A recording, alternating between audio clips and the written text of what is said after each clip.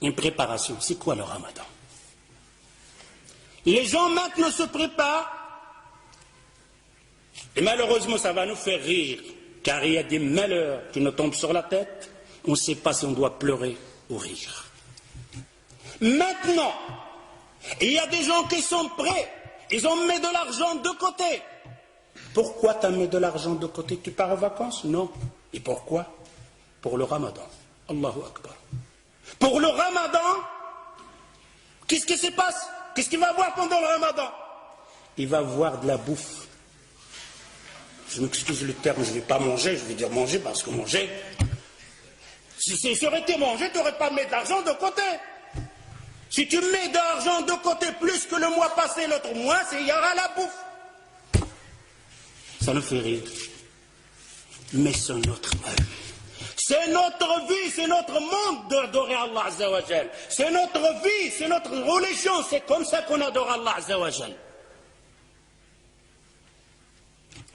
Vous allez voir que c'est nous-mêmes qui font ce jour de ramadan. Et on est fiers.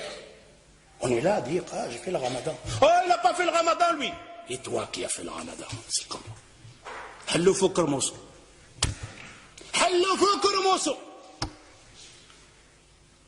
Il se prépare, il a mis de l'argent de côté pour le ramadan. Il va manger de toutes sortes. Et si vous voulez avoir la preuve, posez la question aux boucheries dans votre quartier. Il y a un boucher ici, je m'excuse. Oh, toi le boucher, quel mois qui te fait la grande recette? Quel mois? Il vous le dira. Le mois de ramadan. Pourquoi? Qu'est-ce qu'il y a? Les juges, ils sont là.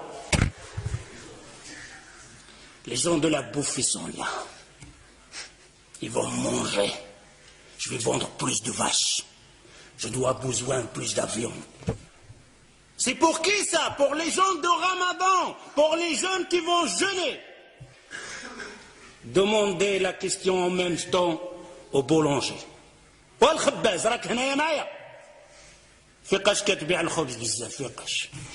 Quand on te fait une bonne recette pour vendre le pain pendant le Ramadan. D'ailleurs, le boulangerie, la boucherie, la laiterie, ils engagent des ouvriers pendant le Ramadan. Spécial pour nous.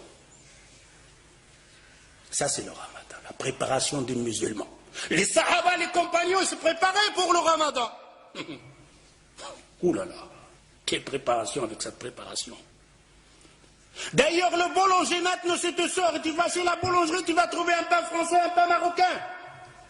Mais quand le Ramadan va rentrer, de toutes sortes, des pains comme ça, des pliés, des habits de cheval, de toutes sortes, tes yeux sont là comme ça.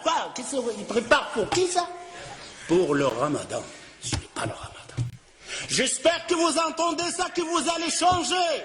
Vous allez dire, oh Ramadan, c'est fini comme on faisait avant. Le jour de Ramadan, le mois de Ramadan, c'est le mois de l'adoration, pas de la bouffe. Si tu consommais 1000 euros par mois, tu dois consommer 400. Si tu n'y arrives pas, et que le shaitan est là au-dessus sur toi, alors au moins reste de 1000 euros. Ne fais pas plus. Ne fais pas plus pendant le Ramadan. Et il n'est pas permis. Ce n'est pas de la sunna du prophète sallallahu alayhi wa sallam qu'on aura une dépense plus dans le Ramadan pour le manger. On va grossir pendant le Ramadan. On va manger plus pendant le Ramadan. Et c'est le contraire. Je dois maigrir pendant le Ramadan. Je vais dépenser moins de l'argent pendant le Ramadan. Ça, c'est le Ramadan. Mais je vais adorer plus Allah Azza wa Jal. Je vais apprendre plus de sourates. Je vais apprendre plus de hadiths. Ça, c'est النساء ديالكم اجي الزوجه ديالي الحنونه سدي عافاك ديك الكوزينه وشوفي حفظي شي صوره ولا شوفي لاحظي ديك الفاتحه اللي كتقرا بها القران تقنها بالقواعد ديالها ومشي للمسجد تعلمي بعضه وتسمعي الدروس اشهار نتاع العباده تحفظي فيها حديث جوج احاديث. Je dis vous les hommes, j'appelle les hommes, de dire à vos épouses, à vos femmes, à vos filles, à vos sœurs, de sortir pendant le Ramadan de la cuisine. Dis à vos femmes de fermer le robinet de gaz pendant le Ramadan. mon épouse, allez apprendre le Fatiha bien. Celle que tu récites que dans ta prière et tu ne sais même pas comment tu la récites. Allez apprendre une sourate en plus. Allez apprendre un hadith en plus. Et à Maghreb, tu nous fais une tasse de verre, de thé ou quelque chose comme ça pour passer la fin.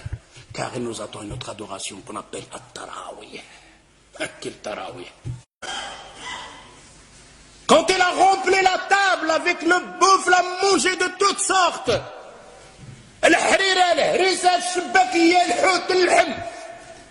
Et après il va faire le tarawih. Quel tarawih tu vas faire? Quand il fait le recours, il reste comme ça, coincé. Presque debout. S'il fait un recours normal, tout le harira houd. Une femme va faire comme une femme auparavant. Son mari, il l'a massacré avec cuir, préparé toutes sortes à manger. Pendant tout le ramadan, il ne sort pas de la cuisine. Surtout quand il avait des enfants, masha'Allah. Il doit déposer tout chaud. Les enfants mangent, il est à la cuisine. Pendant le ramadan, pendant le maghreb, la femme, elle est à la cuisine, et le père et les enfants, ils mangent. Et il arrive avec les marmites. C'est quoi ça? C'est quoi ce ramadan? Alors cette femme, vous savez qu'est-ce qu'elle a fait à la fin du ramadan? Il a pris ses casseroles, il les a bien attachées, il l'a mis dans la sac de poubelle, il a jeté oh le ramadan, j'espère que tu ne reviens plus jamais. Allez, il en a marre du ramadan.